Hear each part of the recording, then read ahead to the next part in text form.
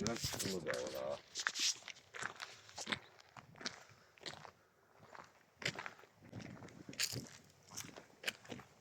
Bura Tağverdilərin Qırmızı Bazar.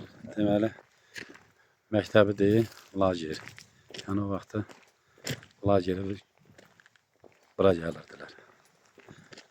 Ha, qıfıllıdır, bağlıdır bura. Qıfılı zalımız var. Ha, məktəblər. Bura gəlirdik.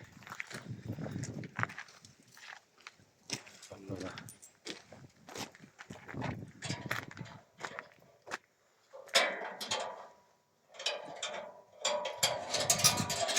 Bu da onların uşaq bağçasıdır ya.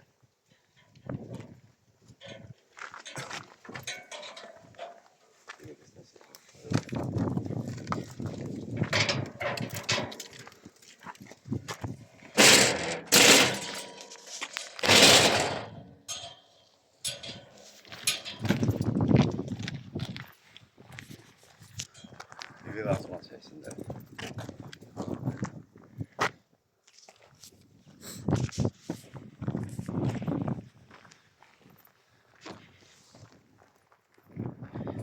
Kırmızı Bazar'ın lageri gelir. Burada kalırdı. O vaxtlar çətin gəlib, burada stadyondur, burada da qalır. Lageri gəlir.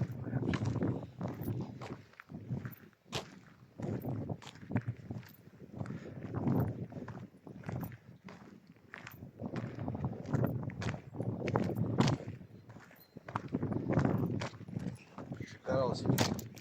Şəhətlərimizin xalqımızın sayəsində gəldik buralara. Yerlərə.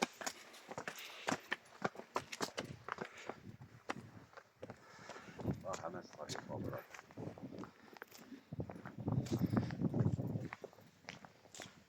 O vaxtı mart ayları olardı belə. Fevralın axırları böyle olardı. Mən yağlı vətdə Seydə Həsən rəhmətə gedib gəlsin. Onunla danışanda bərəbi yaratdı yerləri bizim gətirəndən sonra. İlki və Qırmızı Bazardadır, orada saxlayırlar. Sonra ben kızı gətirəndən sonra qardaşımla danışadım, bax buradaydı o. Yani dedim hardasan dedi Qırmızı Seydə lager olduğumuz yer stadyondadır. Özü danışacaktı. Burada niye gəliblər, niye gətirdilər bura?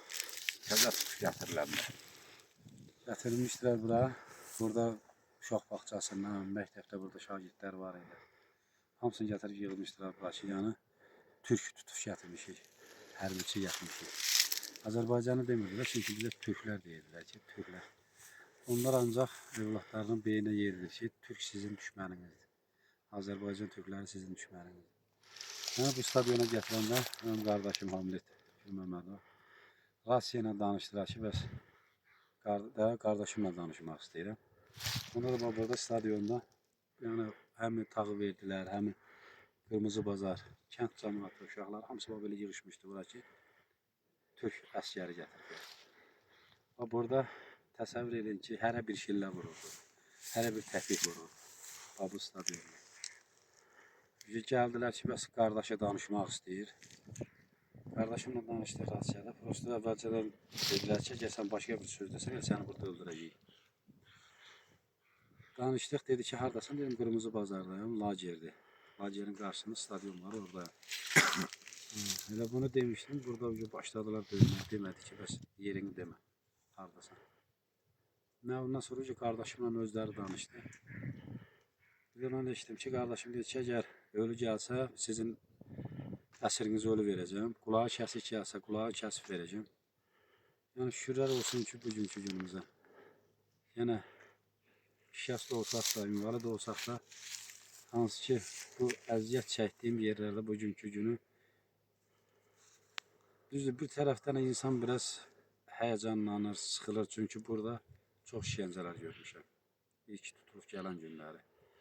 4-5 güllə yara salmışdım, ona görə də gətirmişdilər bura. Dedilər ki, hərbiçisən, dedim ki, hə. Bəs harada tutulmusan, dedim, Xocaməndin, Nərgiztəpədə. Bəs nətər oldu, dedim, qaçanda vurdular. Onlar dedi ki, insan qaçanda arxadan güllədər, qabaqdan yox. Yəni mən son damğa, axırıncı patronuma qədər, qanıma qədər biz onlarla döyüşdük. Allah yenə də bütün şəhidlərimizə rəhmət eləsin. Amin. Məkanlar. Allah qazilərimizə can sağlığı, veteranlarımıza can sağlığı. Çünki onların sayəsində bugünkü gündə biz gəlib bu yerlərə gəldik, çıxdıq. Ali Baş Komandanımıza özlərinin təşəkkürünü bildirirəm. Bir qazi kimi, bir Xocavənddən olan bir qazimiz kimi. Yenə də Allah bütün şəhidlərimizə rəhmət eləsin.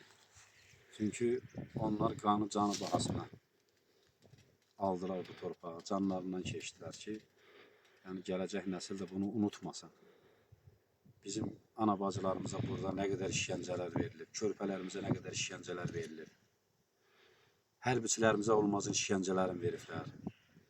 Yəni, buralarda yaşasam da belə, hara baxsın burada mənim əzab əziyyətlərim, işgəncələrimi görürəm. Yenə də qardaşıma da özlərinin təşəkkürünü bildirirəm. Bir qarnı ac, bir qarnı tox o erməni qızını tutub. Bir il az müddətdir. O bir ildə mən çəkdiyimi Allah heç kimə çəkdirməsin. Əsərlərimizi gördük ki, bizim Ağdamdan olan Habil qardaşımız. Ona nə işgəncələrlə şəhid elədilər onu burada. Bir tikə çörək üçün. Rəsul qardaşımız var idi ki, kürəyin yandırdılar, əlin yandırdılar. Yəni çox danışmaq olar, prosto o şeyləri bir də insan xatırlamaq istəmirəm. Çünki onsuz da mən yatanda o şeylər təzən bir lenta kimi gəlir gözüm qabağından keçir. Allah Ali Baş Komandanımızın canı sağ eləsin. Bizim Eyvaz Xocavəndin icra başçısı Eyvaz müəllimə özlərinin təşəkkürünü bildirirəm. O da mənə sədrdə olan vaxtı çox dəstək olub bizim ailəyə, qardaşıma.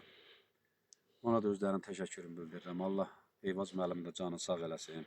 Allah ona da kömək olsun.